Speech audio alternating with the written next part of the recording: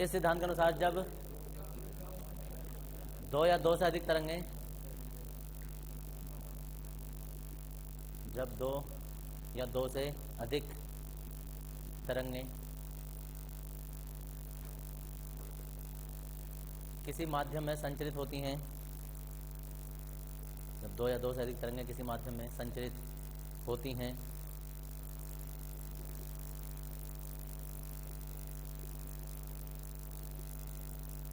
संचित होती हैं, तो माध्यम के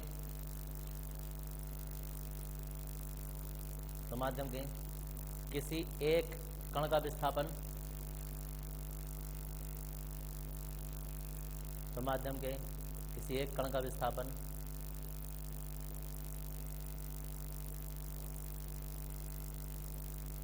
किसी एक कण का विस्थापन तरंगों के अलग अलग, तो माध्यम के किसी एक कण का विस्थापन तरंगों के अलग अलग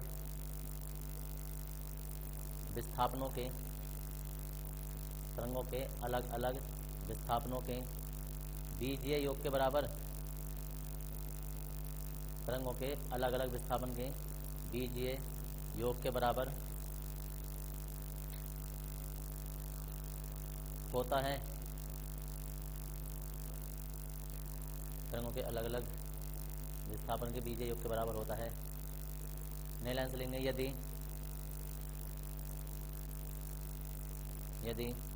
तरंगों के अलग अलग विस्थापन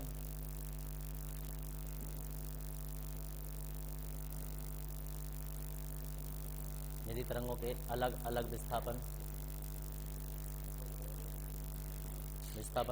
ये ऐसा लिखना है, बाई 1 बाई 2 बाई 3 कॉमन आगे हैं, by 1 comma by 2 by 3 dot dot है, तब डॉट डॉट है, तब यंग के सिद्धांत अनुसार यंग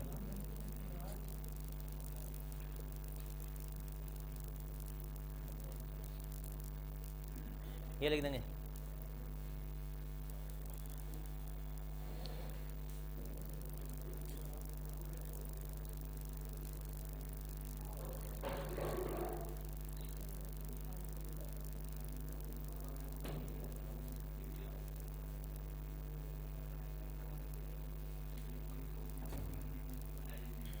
नई लाइन से लेंगे।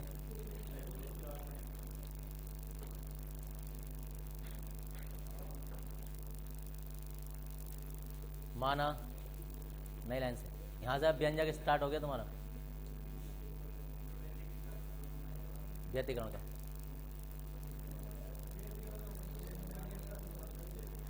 क्योंकि उत्पत्ति यंग ने की थी, कोई संशोधन नहीं है, तो अपना में कंप्लीट है। लेकिन लेंगे माना दो तरंगे, हाँ नई लाइन से लिखो, माना दो तरंगे किसी माध्यम में संचरित होती हैं,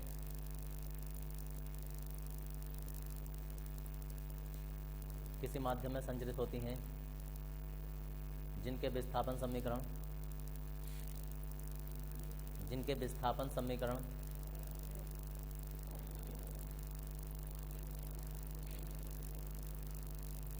जिनके विस्थापन समीकरण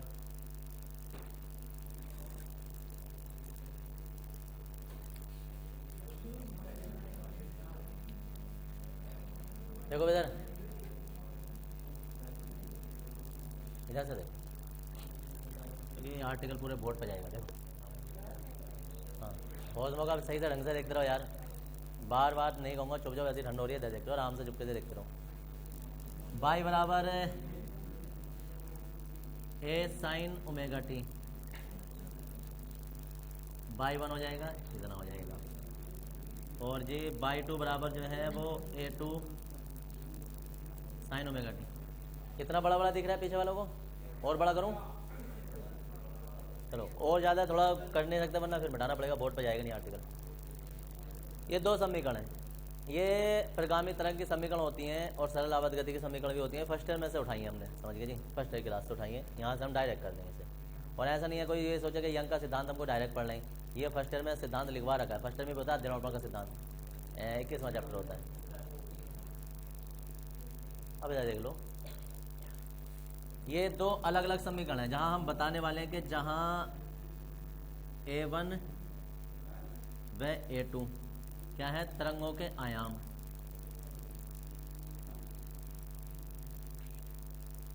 यानी तरंगों के आयाम। और जी एन लिखने की जरूरत नहीं है, इसमें एन इसके अंदर होता है। अब देखो इधर हम कहेंगे यंग के सिद्धांत से,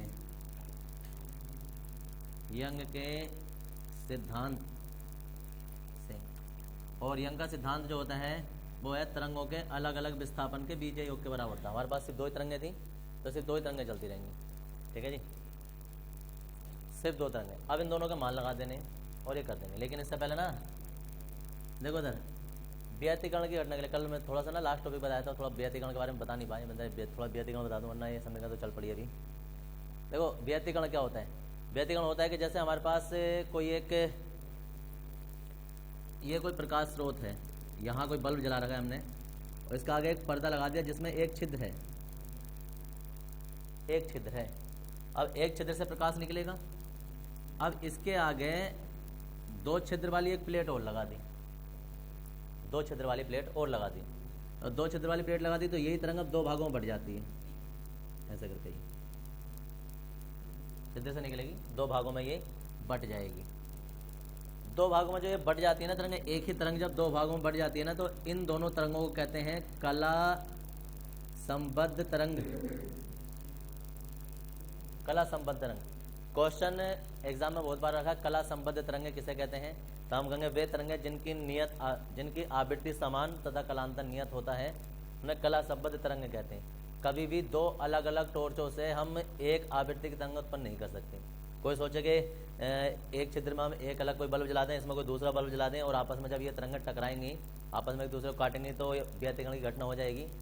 घटना तो होगी, अध्यारोपण की घटना होगी, लेकिन व्यतिकरण की नहीं होगी। व्यतिकरण की घटना के लिए एक ही प्रकाश स्रोत से तरंग निकलनी चाहिए, या प्रकाश स्रोत ऐसे होने चाहिए जो कि नियत आवृत्ति की तरंग निकालें, लेकिन वो एक ही प्रकाश स्रोत निकाल सकता है, अलग अलग नहीं निकाल सकते। अब ये तरंगें जब आपस में जाके ना अध्यारोपित होती हैं, ऐसे करके चलती है ना, ये ऐसे करके तरंगें ऐसे कंपन करते हुए चलती हैं, सीधी थोड़ी नहीं चलती है। तो जब ये एक दूसरे को यहाँ काटती हैं, इसे कहते हैं अध्यारोपण, ये अध्यारोपण होना। तो अध्यारोपण के समय सामने पर्दे पर कहीं तो चमकीली पट्टियां बन जाती हैं, कहीं डार्क पट्टियां बन जाती हैं, कहीं चमकीली पट्टी बन जाती है, अभी चित्र बनाएंगे इसका, कहीं डार्क पट्टियां बन जाती हैं।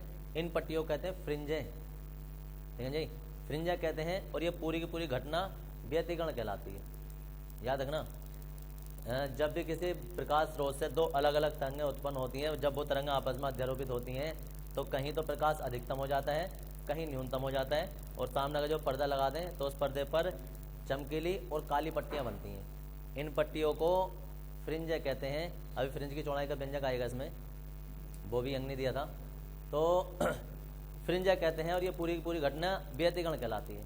एक और परिभाषा लिखी थी तुमने नीचे कि जिन बिंदुओं पर प्रकाश की तीव्रता अधिकतम होती है, जहाँ चमकीली पट्टियां बनती हैं, उन्हें हम संपोषी व्यतिकरण कहते हैं, और जहाँ प्रकाश की तीव्रता न्यूनतम होती है उन्हें विनाशी व्यतिकरण कहते हैं। ये इतना व्यतिकरण हुआ था।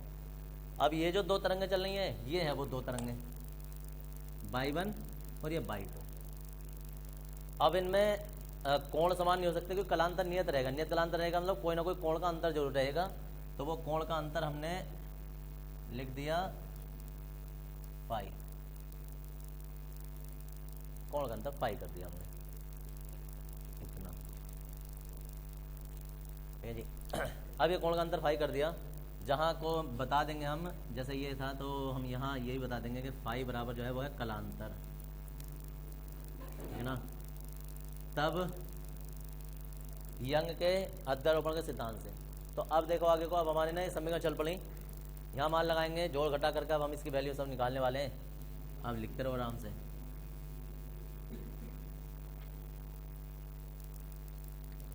याद रखना, ये जो आर्टिकल अब आने वाला है ना, ये बेस आर्टिकल है बिल्कुल, मतलब जड़ है ये। आगे को बार बार इसी का यूज होता रहेगा, अधिकतम तीव्रता, न्यूनतम तीव्रता, कैसे कैसे कहाँ कहाँ मान होते हैं, तो वो सब इसमें चलता रहेगा।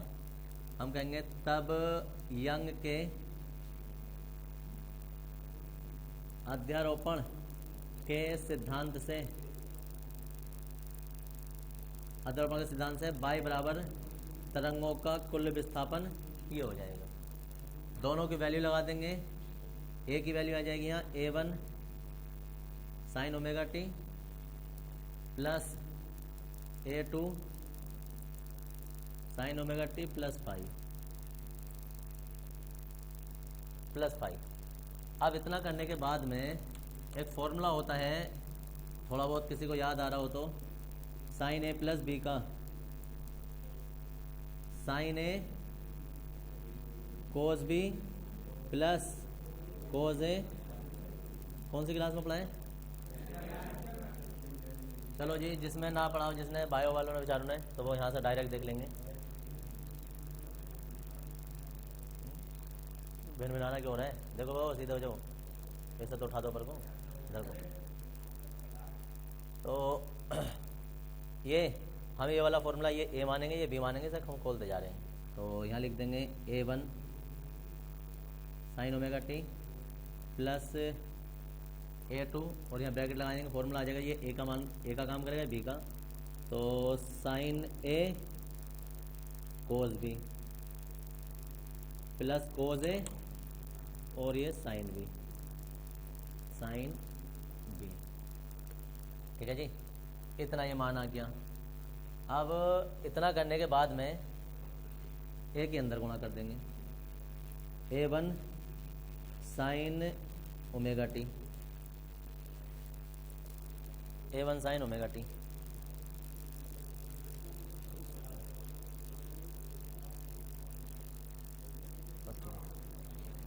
A1 sine omega t plus इसके अंदर गुणा हो जाएगी A2 sine omega t cos phi. अब A2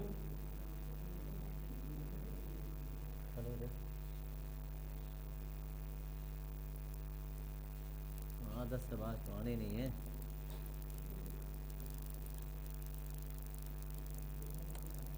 ये हो गया। अब इसमें क्या है कि हम जो साइन वाले पद हैं वो हम ले लेंगे इसमें से कॉमन ले बगैर। तो यहाँ साइन जब इसमें से कॉमन लेंगे तो यहाँ आ जाएगा साइन, इसमें कॉमन ले लेंगे साइन ओमेगा टी, और जी A1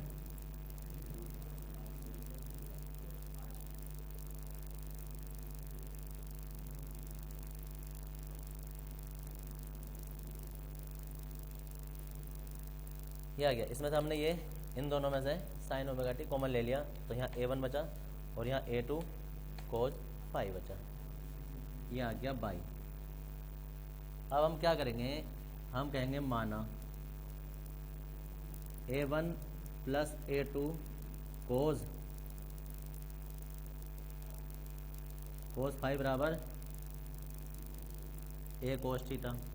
इसे हम पूरे को कोस मान लेंगे, और यहाँ जो हमारे पास ये फाई वाला टर्म है, इसने इसे हम A2 जो ना साइन के साथ लिख देंगे ताकि तुम लोगों को मानने में आसानी पड़े। Sine phi cos omega t, तो A2 साइन फाई बराबर A साइन थीटा। ये है समीकरण नंबर 1, ये है समीकरण नंबर 2, ये है समीकरण नंबर 3। यहाँ इतनी आ गई है। अब ये वाले मान जो हमने माना है कि इतने के बराबर, तो हम ये वाला मान लगा देंगे, और इतने के बराबर हम ये वाला मान लगा देंगे। तो हम कहेंगे समीकरण 1 में मान रखने पर, जब समीकरण 1 में मान लगाएंगे हम, तो जी इसकी जगह एक नई समीकरण बनेगी हमारी,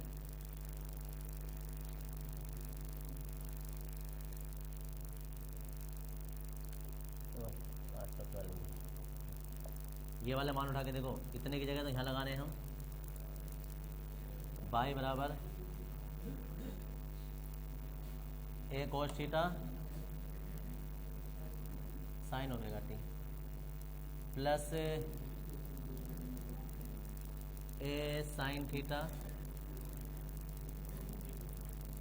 कोस ओमेगा टी। ठीक है, अब इसमें से ए कॉमन ले लेंगे हम। ए जब कॉमन लेंगे ना तो इसे सीधे हाथ से लिख दो सही से, sine omega t cos theta, फिर cos omega t sine theta.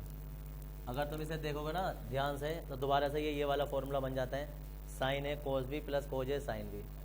तो साइन ए ओमेगा टी मतलब ये बी का काम करेगा, ये ए और ये बी। तो ये वापस ये फॉर्मूला फिर साइन का बन जाएगा और यहाँ हो जाएगा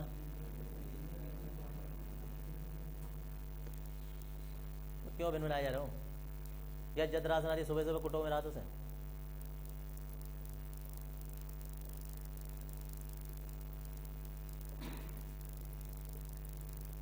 बाई बराबर ए साइन इतना थीटा आ गया। अब ये तरंगों की जो अध्यारोपण की व्यापक समीकरण आ गई है, ये समीकरण इतनी आ गई। लेकिन समस्या ये है कि हमने ये जो मान माने हैं अपने पास से थीटा और ए, ये मान बताने पड़ेंगे कि थीटा क्या है और ए क्या है। समझ गए, ये तो व्यापक समीकरण आ गई। तो अब हम यहाँ क्या ए का मान सोल्व करने वाले हैं, तो पहले तो बर करके जोड़ देंगे फिर इन्हें बटे कर देंगे। तो हम कहेंगे समीकरण 2 व 3 को वर्ग करके जोड़ने पर,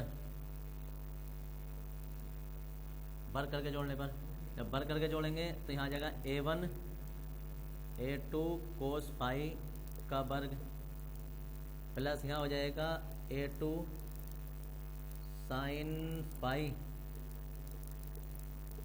का वर्ग बराबर यहाँ हो जाएगा a कोस थीटा का वर्ग प्लस a साइन थीटा का वर्ग।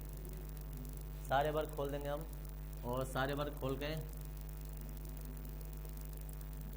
ए स्क्वायर और जी ये बी स्क्वायर प्लस 2ab ये cos phi, a square plus b square plus 2ab, ये फॉर्मूला लगा दिया हमने यहाँ। प्लस यहाँ आ जाएगा a2 square sine square phi बराबर इसमें आ जाएगा a square cos square theta plus a square sine square theta. Theta और फाई में अंतर समझ लेना, देख लेना थीटा कैसा है, ये कैसा है। अब इसमें हमें साइन और कोज वाले पद एक जगह करने हैं, तो यहाँ आ जाएगा a1 और यहाँ आ जाएगा a2 square cos square phi plus a2 square sine square phi, ये दोनों हो गए plus 2a1 a2 cos phi, सारी हो गया यार ये वाला, ये है। अब इसमें से जब कॉमन ले लेंगे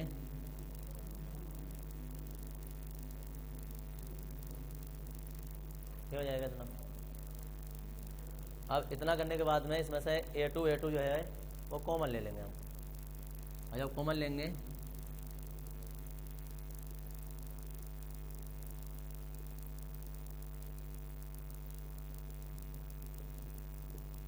ये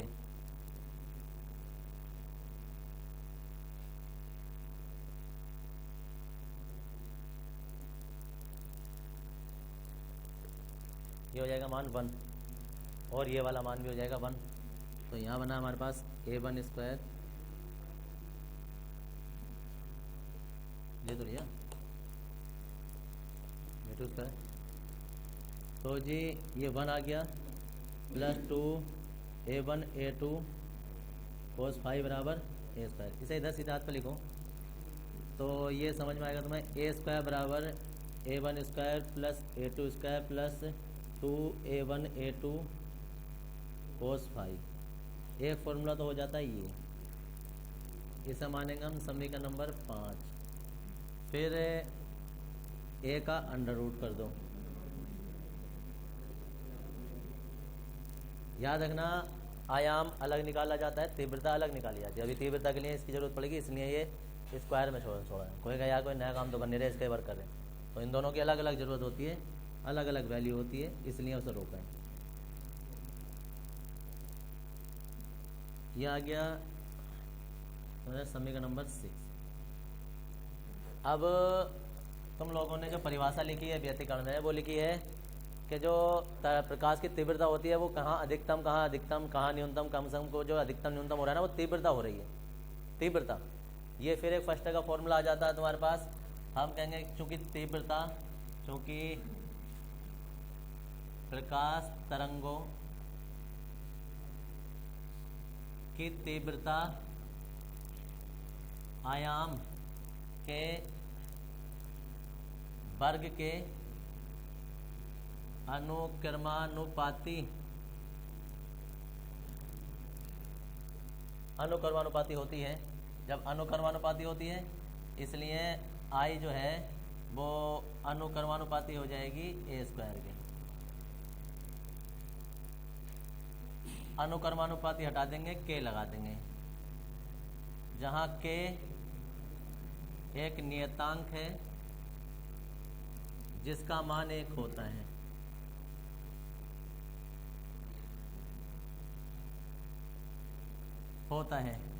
तब आई बराबर और सिर्फ ए स्क्वायर रह जाएगा। अब ये जो ए स्क्वायर आया है वो हमारे पास पहले से ऑलरेडी तैयार है सब, समीकरण नंबर 5 से। तो आई बराबर जो है वो a1 square a2 square plus 2a1 a2 cos phi, ये बनती है समीकरण नंबर 7। हम कहेंगे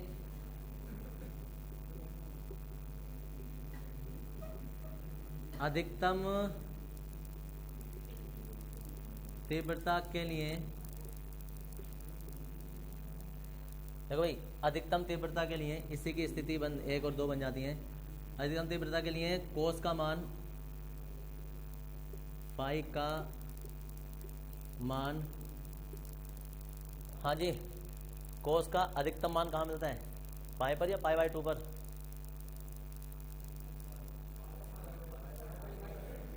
पाई बाई 2 पर कहाँ मिलता है? देखो इधर तुम लोगों की समस्या पता है, हाँ जी, तुम लोगों की समस्या ये है कि मैंने पाई लिख दिया, अब हो सकता है मुझसे धोखे से लिखा गया हो। अब तुम लोगों का दिमाग बस यही घूमेगा कि यार होगा यही, जरूरी नहीं है कि ये होगा तो यही होगा। अभी तो मैं इसे मिटा भी सकता हूँ।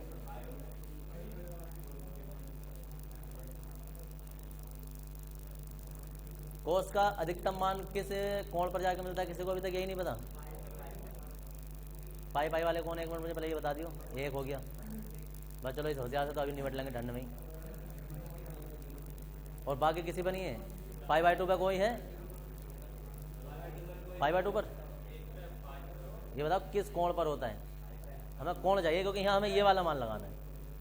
ये नहीं पता एक होता है, एक तो पता सबको होता है, और बताओ कहाँ होता है? अभी तक कम से कम जिन होशियारों को या जिन महान नालायकों को ये पता है कि यार एक होता है, तो उन्हें ये ना पता कि एक मान कोस में कहाँ होता है, पाई बाई 2 पर।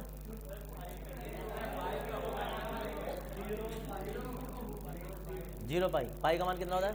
हाँ आगे बोले, तुम बताओ। 0 होता है। उस दिन मैंने मास्टर फॉर्मूला लिखवाया था, समझ गए? मास्टर फॉर्मूला भी लिखवाया था मैंने, ऐसा नहीं लिखवाया। और इतने पे भी पाई के मान पे ये बोलने को होता, अबे सब सम पाई और विषम विषम पाई के लिए मैंने अलग अलग फॉर्मूला लिखवाया था। साइन के लिए अलग लिखवाया था, tan के लिए अलग लिखवाया था, लेकिन याद रखे तभी तो। पाई का देखो उधर, पाई का मान पाई का सम गुणज होता है।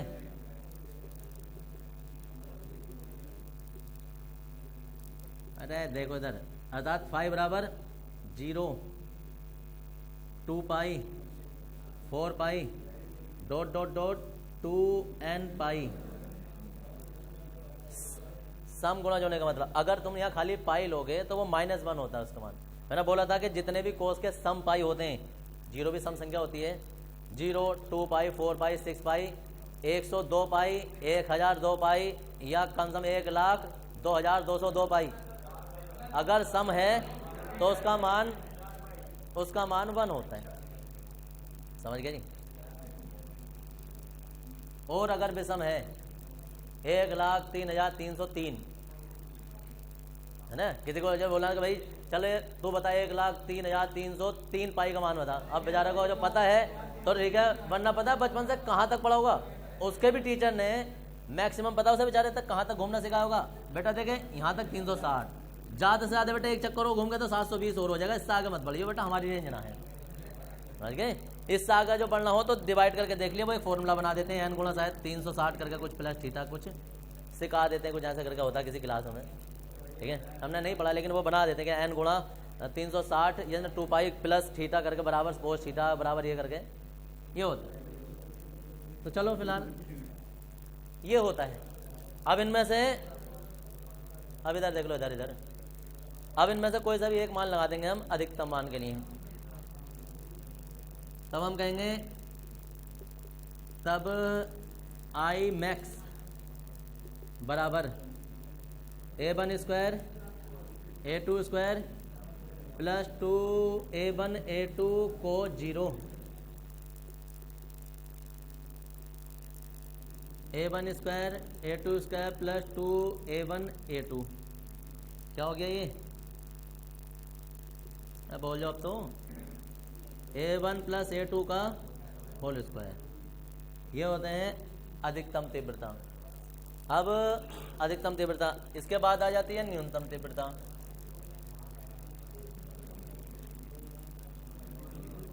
तो ठीक है,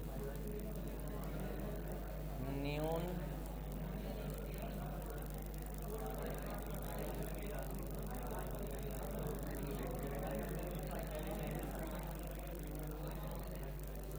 बस बस बस हो गया, अपने आप को साबित मत करो कि देखो मैं यही कह रहा था, उसे कोई ज़रूरत नहीं है, समझ गए। जो क्या हो वो सबको पता है क्या हो, और इधर अब ज़्यादा होशियार बनने की कोशिश मत करो, पता चला कि फिर उसके चक्कर में पिछला रोने के चक्कर में अगला भी निकल गया। न्यूनतम तीव्रता के लिए फाई का मान, फाई का मान, दरअसल हम बार बार ये फाई जो लिख रहे हैं ना, इस फाई का मतलब होता है के लिए कलांतर, कलांतर फाई का मान, वरना लोग भूल जाएंगे। कलांतर फाई का मान हमने लिखा भी होगा कहीं शायद, कलांतर फाई का मान पाई का विषम गुणज होता है।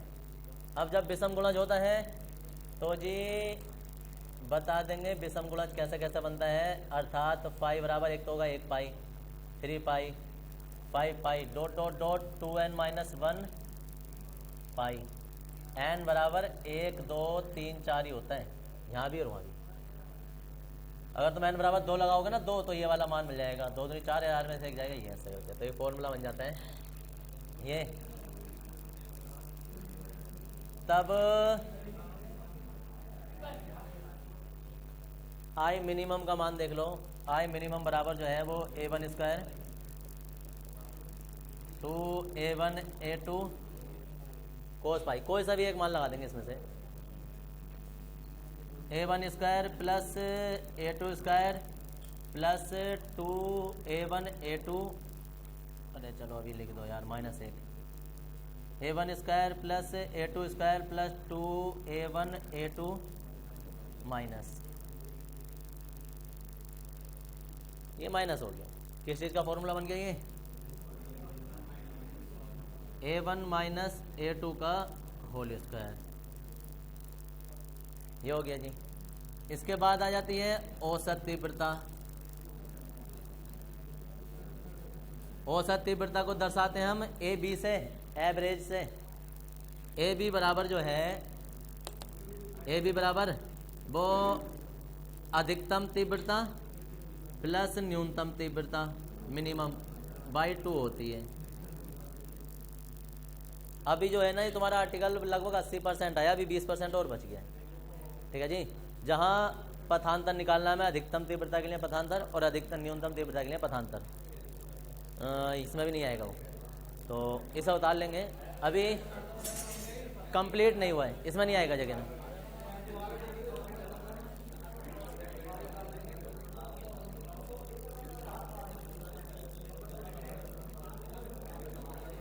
हाँ जी, कलांतर जब दो तरंग आपस में चल रही होंगी ना, चलेंगे तो एक तरंग पहले चल पड़ी, एक तरंग जो वो पाई कोण बाद में चली, तो उनके बीच में जितना कोण का अंतर होता है ना, उस कोण के अंतर को कलांतर कहते हैं। तो फिर हाँ, दोनों एक साथ ही बोल रहे हैं। हाँ जी, इन दोनों में से किसी में भी जोड़ सकते थे, दोनों से सेम आंसर आना है। खुद भी सोच लो, फॉर्मूला यहाँ की जगह यहाँ लगा देते, तो वो कहीं भी जुड़ जाएगा। हाँ जी, और कोई क्या बोल रहा था? हाँ जी, तुम बताओ। अब छोड़ दें?